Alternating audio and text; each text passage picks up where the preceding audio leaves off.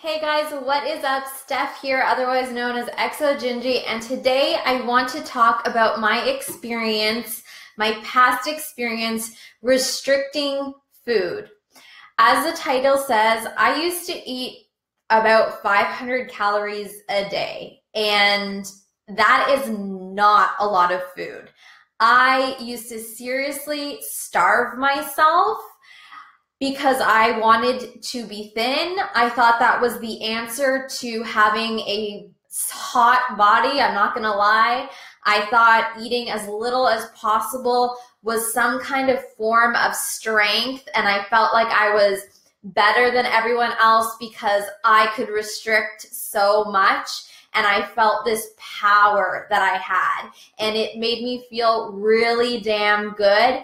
And I did this for years, and I did this during the university, and I don't even ask me how I lasted in university running off of 500 calories, and I was still working out. I was burning off that much plus more. My body was in starvation mode.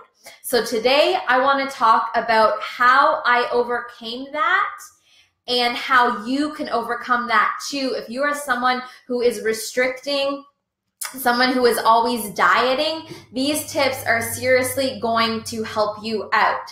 So I am Steph, otherwise known as Exo like I said, and I help women ditch the diet and get strong and love their bodies through fitness. So if you're on right now, say hi in the comments, say where you're from, and let me know any questions you have along the way.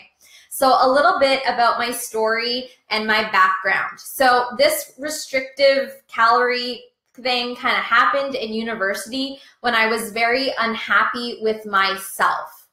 I was unhappy with my life, and I turned to my body and food to gain a sense of control. And this is really where disordered eating and restrictive eating comes from. It comes from wanting this control, finding this satisfaction and this happiness that is lacking in your life. So you really need to stop and realize that it's coming from somewhere else. There's nothing wrong with your body. There's nothing wrong with food. There's something going on emotionally, and you're turning to food to fix that. You're turning to obsessing over calories and your weight and the scale and all these things to satisfy this negative emotion. And for me, I was losing control in my life because I wasn't happy in university. I was in a program I did not like. I felt really lonely and sad and scared. So I turned to hating my body to try and fix that. And let me tell you, that's not how you fix things. That just creates more of a problem. So eating this amount of food, I was not a happy camper. I was so not fun to be around. I was bitchy. I was angry. I was tired. I was irritable. I was just not happy. And for years, I went through this. And finally, it hit me that I cannot live like this anymore. I cannot be tired and exhausted if I want to make a difference in the world, if I want to work, if I want to be strong, if I want to be happy, if I want to be powerful. So I was like, Steph, I need to make some kind of a change. And obviously, it's not easy. When you restrict or do something, it becomes a habit for a very long time. So I was like, how am I going to do this?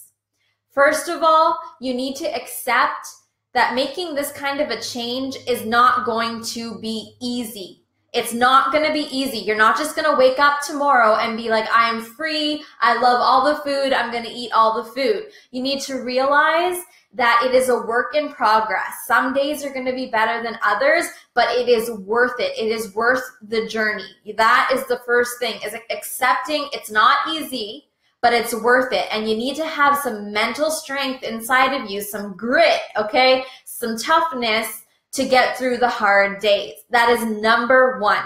Number two is you need to start slowly. So you need to start increasing food slowly because it's going to be scary. You're not just going to eat a bunch of food all the time, all of a sudden and feel good about it. So doing things like increasing portions of food you're already eating, increasing snacks throughout the day, these are all really good strategies and ways to get more calories in without feeling super overwhelmed and scared at once.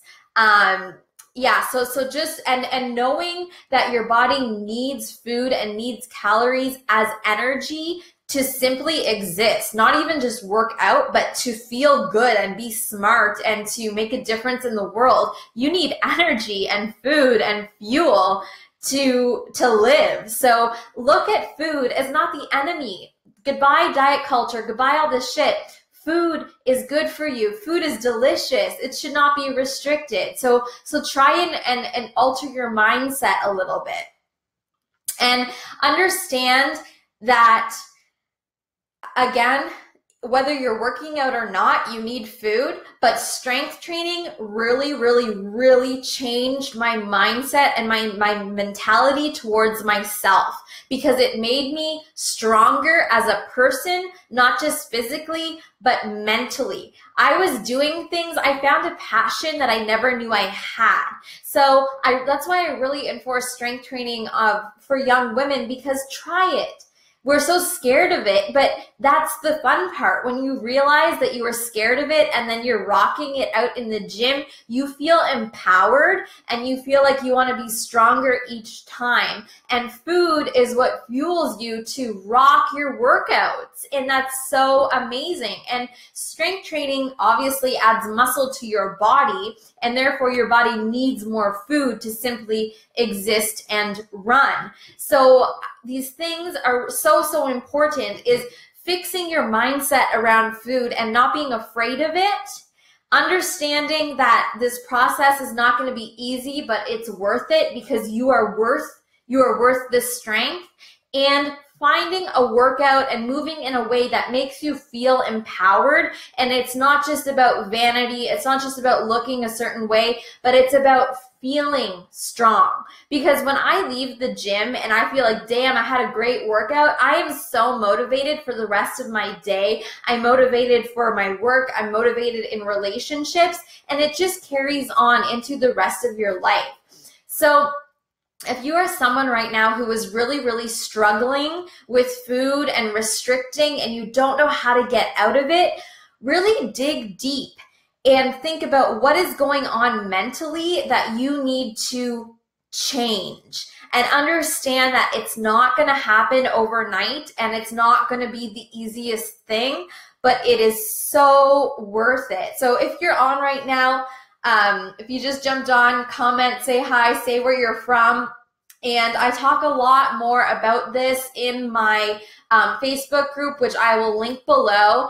And this is the reason why I wrote my guide, Obsessed to Free, because I was so obsessed with calories and numbers and weighing myself and diet culture that I was like, oh my goodness, this is happening to so many more women, and it's happening to people younger and younger because of the generations we're living in this diet culture, that I'm like, we need something. I need to give these women something, these girls something that empowers them and opens up their mind. And I wrote this months ago before I even started my own business. I'm like, I'm just going to write this, and it is blown up into something. I'll link it below.